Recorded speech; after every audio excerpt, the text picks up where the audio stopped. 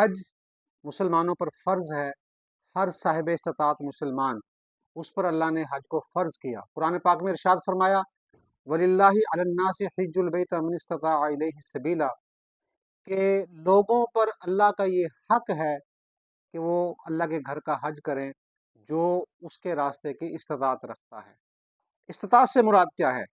کہ جن کے پاس مالی وسعت ہو، کیونکہ حج ایسی عبادت ہے کہ جس پہ مال خرچ ہوتا ہے، تو جس کے پاس اتنا مال ہو، اتنا زیادہ راہ ہو جو حج کے لیے ضروری ہے، تو اس پر حج فرض ہوگا۔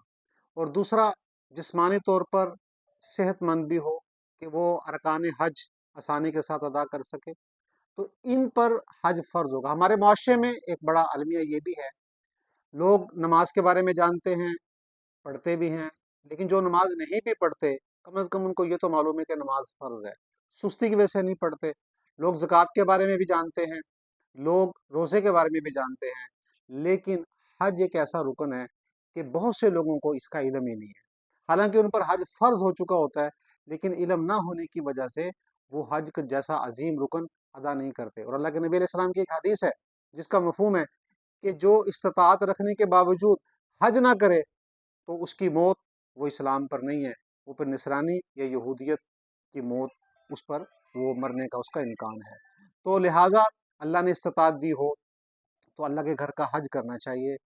اور حج ایسا عمل ہے کہ اس سے انسان کے پچھلے سارے گناہ معاف ہو جاتے ہیں۔ حدیث میں آتا ہے جس کا مفہوم ہے کہ جب حاجی حج کر کے واپس پلٹتا ہے تو وہ ایسے ہے کہ جو گویا آج ہی اس کی ماں نے اس کو جنم دیا ہو۔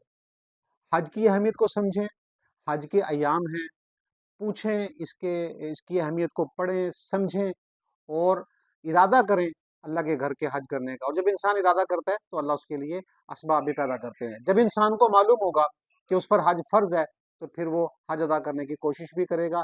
جب کسی کو معلوم ہی نہیں ہے، لوگوں کو پتہ ہی نہیں ہوگا کہ حج ہم پر فرض ہو چکا، تو استطاعت ہونے کے باوجود بھی وہ حج نہیں کریں گے۔ ہمارے معاشرے میں صاحب حیثیت لوگ اس حوالے سے بہت سستی کرتے ہیں، تو اس کو ذرا سمجھیے گا اور حج کے احکامات کو سیکھیے گا اور ارادہ کیجیے گا، اللہ تعالیٰ آسانیاں کرے گا اور انسان کے لیے انشاءاللہ حج کا سفر اس کے اسباب پیدا ہو جائیں گے۔